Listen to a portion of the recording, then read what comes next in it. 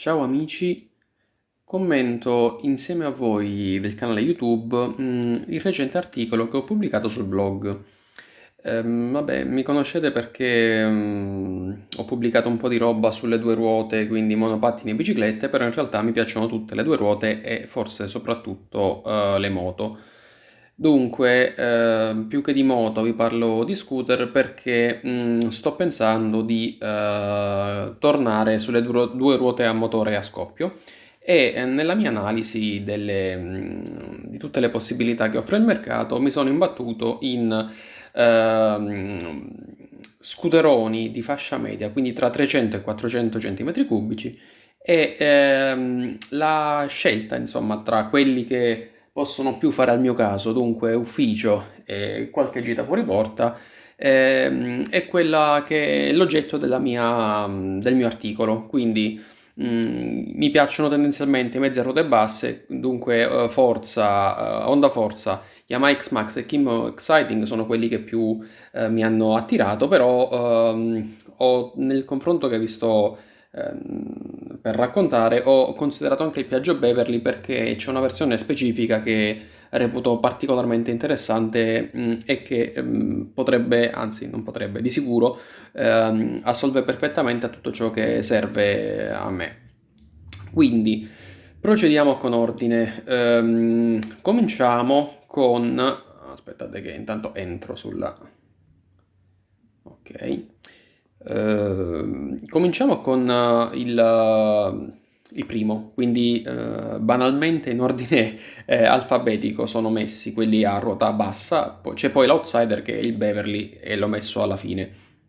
Quindi, premessa importante, tutti i modelli di cui vi parlo, per quanto mi riguarda, devono avere l'ABS e il controllo di trazione, devono essere Euro 4 per un discorso di sicurezza di sicuro, che in città è fondamentale. Quindi l'ABS secondo me è una funzionalità di cui non farò di sicuro a meno e poi preferisco prenderli un pochino più moderni, quindi con normative inquinamento che mi permettono di girare, mi permetteranno di girarci per più tempo e comunque perché in questo modo si preserva il valore nel tempo. Primo contendente, Honda Forza. Questo è in pratica una poltrona su due ruote, ha un vano sottosella che è enorme e c'entrano due caschi e uno zainetto, pure dalle prove che ho visto. Ha anche vano nello scudo, quindi due vani nello scudo dove si possono riporre un po' di oggetti.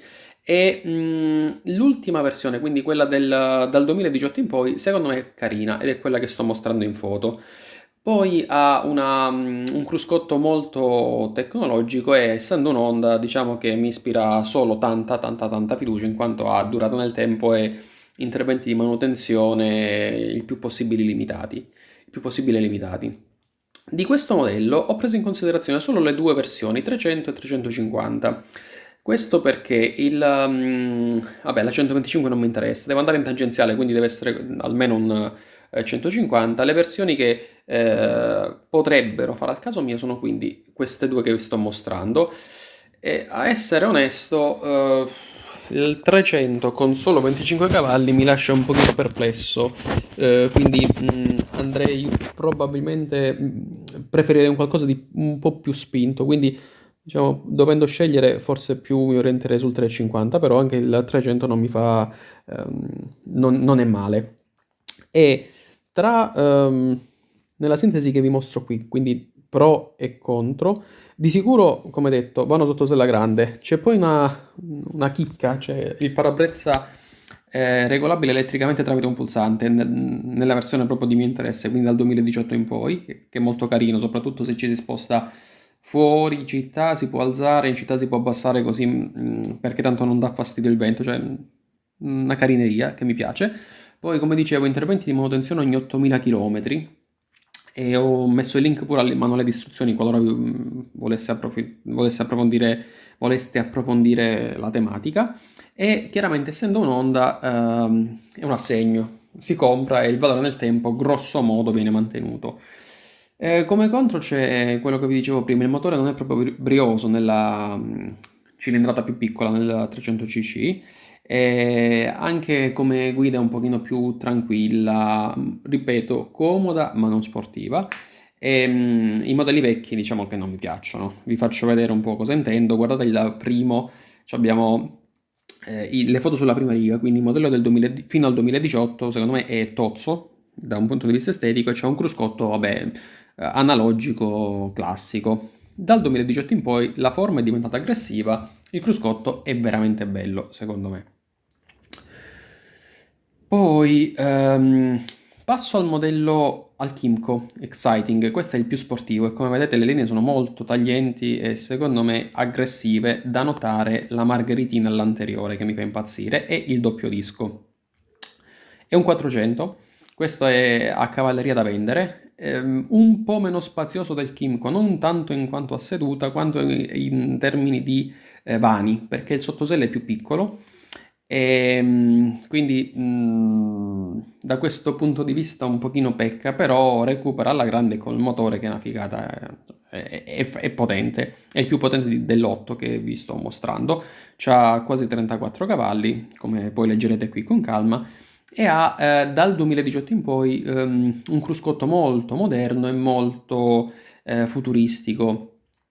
Chiaramente, essendo pure quello con il motore più grosso e con il telaio anche più grosso, perché è un pochino, in termini di volumi, questo è quello che occupa un pochino di più, è anche il più pesante.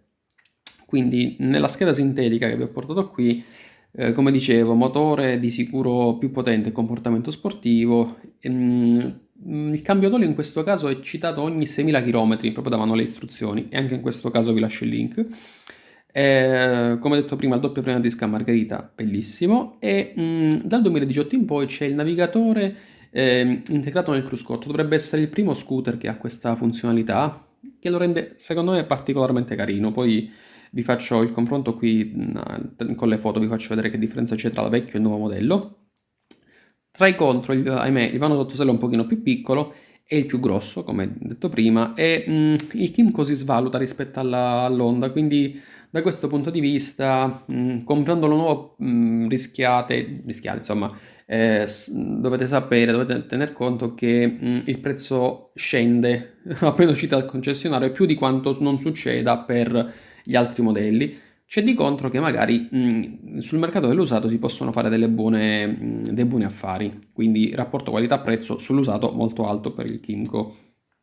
Questo è il confronto sempre tra versione che si aveva fino al 2018, con le linee che secondo me sono belle uguali, carine comunque, il cruscotto un pochino più tradizionale, bello lo stesso però più tradizionale. Guardate dal 2018 in poi, questo è totalmente digitale e oltretutto il layout è completamente configurabile. Per esempio l'elemento centrale può essere sia orologio sia contagiri.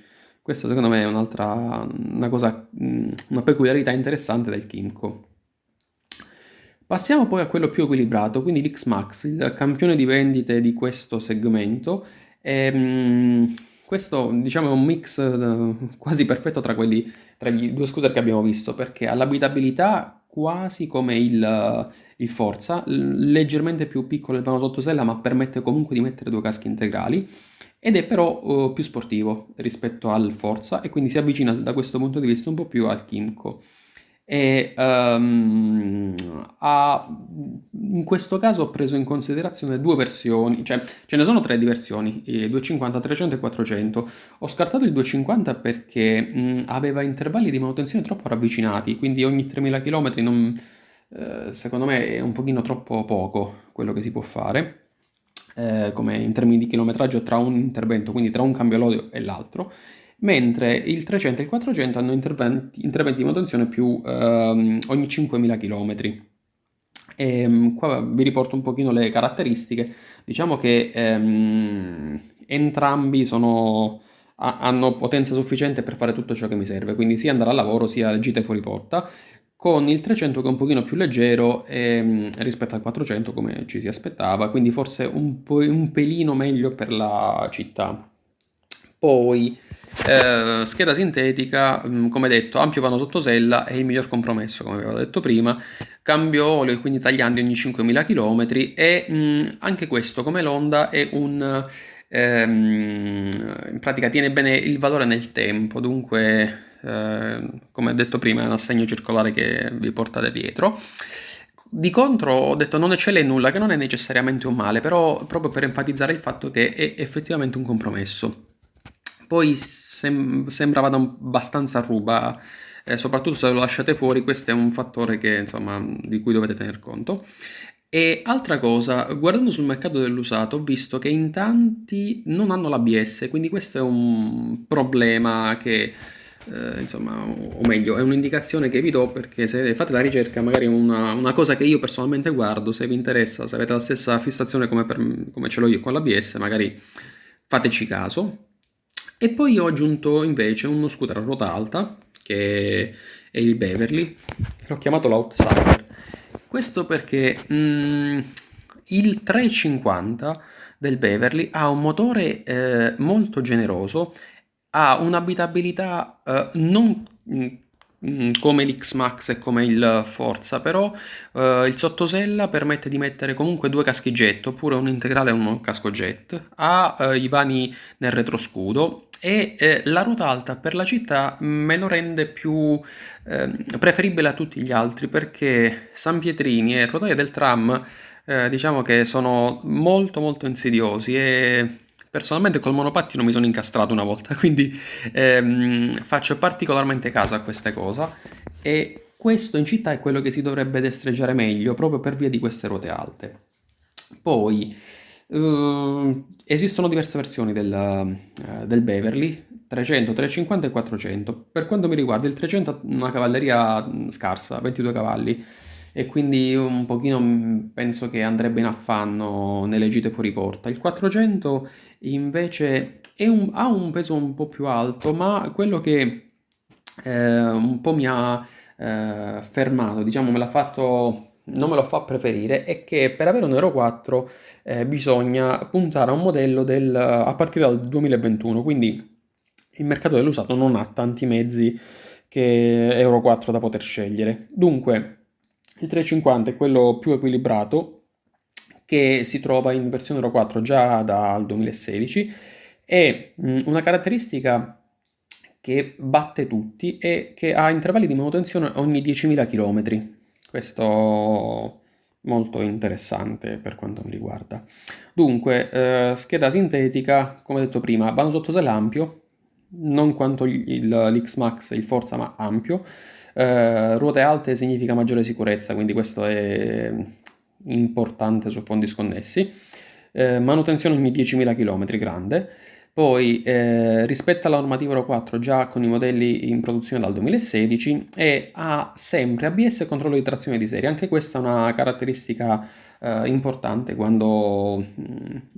che dà valore a tutto il pacchetto. Quindi anche i modelli usati a prezzi, diciamo, bassi, più bassi rispetto agli altri, hanno già tutta questa roba di serie. Importante. Poi, di contro, la linea. La linea, a me non piacciono esteticamente molti modelli a ruote alte, quindi, però questa è una questione di gusti, quindi magari a voi sì, ve lo dico, ma è inutile. E altra cosa che sulle lunghe distanze potrebbe stancare un po' di più perché la posizione garantisce una minore protezione aerodinamica, quindi questo magari se lo usate più per gite fuori porta potrebbe non essere la scelta giusta. Quindi vi dico un pochino io come mi orienterò nella ricerca dei mezzi, quindi vi elenco i quattro modelli sopracitati e quale versione di quei modelli andrò a scegliere, o quantomeno penso di andare a scegliere. Dunque il Forza dal 2018 e l'Exciting dal 2018, proprio perché i modelli nuovi hanno il cruscotto molto tecnologico e li preferisco in generale anche in termini di forma, di linea. Poi l'X-Max già dal 2017 secondo me va bene perché rispetto alla normativa Euro 4 ed è in termini di linea è rimasto grosso modo inalterato rispetto ai modelli precedenti. Il Beverly invece solo il 350 e lo prenderei dal 2016 in poi. Sempre per un discorso che lo trovo già Euro 4 al 2016. Dulcis in fundo, una tabella comparativa di tutti quei numeri che trovate sparsi all'interno dell'articolo. Questo per i fanatici dei numeri, come un po' forse lo sono io, che mettono in evidenza lunghezza, larghezza, peso e potenza e coppia. Quindi se volete divertirvi con i numeri vi lascio un po' di materiale. Chiaramente, se avete altre idee, suggerimenti o consigli o esperienze che possono aiutarmi e aiutare gli utenti che capitano su quest'articolo, lasciatemeli nei commenti, così poi riporto direttamente sull'articolo tutte le cose interessanti che vorrete dirmi. Di altro, al solito, suggerimenti o altre riflessioni, lasciatemele nei commenti e poi vi risponderò quando posso. Grazie, ciao a tutti.